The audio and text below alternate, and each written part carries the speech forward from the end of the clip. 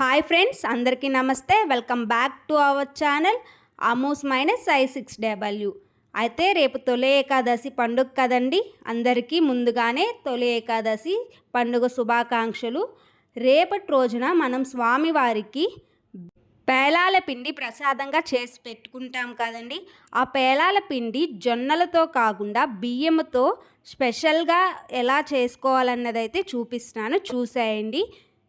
చాలా టేస్టీగా ఉంటుంది. ముందుగా అయితే 1 కప్ రైస్ అయితే తీసుకుంటున్నాను. ఈ రైసు మామూలు మనం తినే రైసేనండి. ఇవి ముందుగా 1 కప్ తీసుకొని అవి వేరే గిన్నెలోకి ట్రాన్స్ఫర్ చేసుకొని ఇప్పుడు ఈ రైస్ అన్నవి 3 టైమ్స్ బాగా వాటర్తో వాష్ చేసుకోవాలి. వాష్ చేసుకున్న తర్వాత ఒక పలచటి పొడి క్లాత్ తీసుకొని ఆ క్లాత్లో మనం వాష్ చేసుకున్న బియ్యం అన్నది నీళ్లు వంచేసి ఎక్కడ కూడా వాటర్ లేకుండా మొత్తం కూడా ఆ క్లాత్ మీద ఆరబెట్టుకోవాలి. మొత్తం కూడా బియ్యం మొత్తం కొంచెం కూడా వాటర్ కంటెంట్ లేకుండా బాగా అయితే డ్రై అయిపోయే వరకు అయితే ఆ బియ్యాన్ని పక్కన పెట్టేసుకోవాలండి. చూడండి, బియ్యం మొత్తం కూడా డ్రై అయితే అయిపోయాయి. ఇప్పుడు అవి మొత్తం క్లాత్లో నుంచి ఒక కప్పులోకి ట్రాన్స్ఫర్ చేసేసుకున్నాను. ఎక్కడా కూడా వాటర్ కంటెంట్ అయితే లేదు. స్టవ్ మీద ఒక కడాయి పెట్టేసుకొని కడాయి వేడెక్కిన తర్వాత అందులో ఆ కప్లోని రైస్ మొత్తము వేసేసుకొని బాగా గోల్డెన్ బ్రౌన్ కలర్ వచ్చే వరకు అయితే మీడియం ఫ్లేమ్లోనే పెట్టుకొని బాగా డ్రై రోస్ట్ అయితే చేసుకోవాలి. మీడియం ఫ్లేమ్లోనే పెట్టుకొని డ్రై రోస్ట్ చేసుకోవాలి. హై ఫ్లేమ్ పెట్టుకుంటే బియ్యము ఈజీగా మాడిపోతాయి. సో ఒక 5 to 10 మినిట్స్, ఖచ్చితంగా 10 మినిట్స్ అయితే పడుతుంది. మీడియం ఫ్లేమ్లో పెట్టుకొని బాగా అయితే డ్రై రోస్ట్ చేసుకోండి. హై ఫ్లేమ్లో అయితే 5 మినిట్స్ సరిపోతుంది. బట్ బియ్యం మాడిపోయే ఛాన్సెస్ ఎక్కువగా ఉంటాయి. సో లేట్ అయినా పర్లేదు, మీడియం ఫ్లేమ్లో పెట్టుకొని ఒక 10 మినిట్స్ గోల్డెన్ కలర్ వచ్చే వరకు అయితే వేయించుకోండి. చూడండి, గోల్డెన్ కలర్ అయితే వచ్చేసింది. బాగా బియ్యం అన్నవన్నీ కూడా డ్రై రోస్ట్ అయిపోయాయి. ఇప్పుడు స్టవ్ ఆఫ్ చేసేసుకొని బియ్యము కిందకి దించేసుకొని బియ్యం కడాయి ఒక ప్లేట్లో అయితే బియ్యము వేసుకొని బియ్యాన్ని ఫ్యాన్ కింద పెట్టేసుకొని చల్లారనివ్వండి. బాగా బియ్యం అన్నవి చల్లారిపోయే వరకు అయితే అవి పక్కన పెట్టేయండి.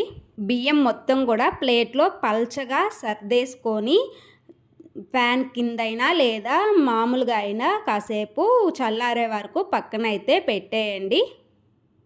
ఇప్పుడు అదే కడాయి మళ్ళీ స్టవ్ వెలిగించుకొని స్టవ్ మీద పెట్టుకొని కడాయి వేడెక్కిన తర్వాత అయితే ఒక 2 స్పూన్లు గీ ఉంటే గీ లేదా 2 స్పూన్లు బటర్ అయినా వేసుకొని బటర్ అయితే కరిగించుకొని, నా దగ్గర గీ లేదు బటర్ ఉంది వేసుకున్నాను.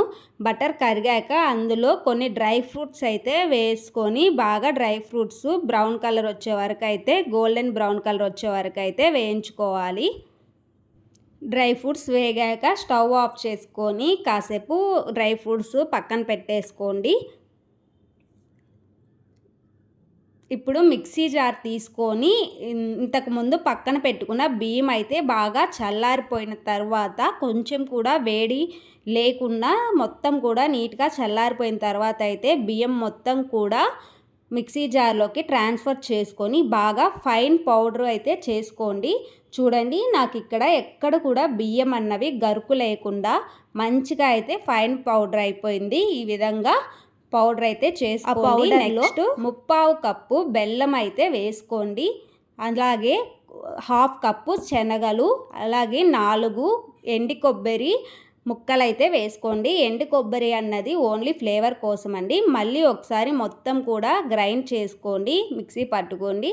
అయితే బెల్లం అన్నది ఎక్కువగా ఫైన్ పౌడర్ అవ్వాల్సిన అవసరం లేదు. అక్కడక్కడ బెల్లం తగులుతూ ఉంటేనే టేస్టీగా ఉంటుంది.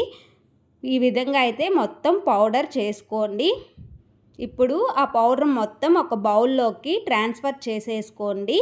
అందులోనే 2 ఏలకలు అయితే వేసుకోండి. దంచిన ఏలకలు లేదా ఏలకల పొడైనా వేసుకోవచ్చు. మంచి స్మెల్ అయితే వస్తుంది మనం చేసిన పేలాల పిండి అయితే. అందులోనే మనము ముందుగా వేయించి పక్కన పెట్టుకున్న డ్రై ఫ్రూట్స్ అయితే వేసేసి కొంచెం గీ అన్నది స్పూన్ తోటే కొంచెం వేసుకొని బాగా పిండి మొత్తం కూడా స్పూన్ తోటే ఒకసారి మిక్స్ చేసేసుకోండి. ఇంతేనండి, టేస్టీ అయిన పేలాల పిండి ప్రసాదం అయితే స్వామివారికి ఎంతో ఇష్టమైన ప్రసాదం అయితే రెడీ అయిపోతుంది.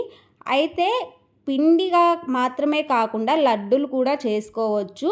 మనం డ్రై ఫ్రూట్స్ వేయించుకున్న కడాయిలోనే గీ ఉంటుంది కదండి, అందులో కొంచెం మనం గ్రైండ్ చేసుకున్న పొడి అన్నది పక్కన పెట్టుకొని ఆ పొడి మొత్తం కూడా ఆ గీ కడాయిలో ట్రాన్స్ఫర్ చేసేసుకొని లడ్డూలాగా కూడా చేసుకోవచ్చు. పిల్లలకి పిండిగా తినాలంటే కొంచెం కష్టంగా ఉంటుందండి.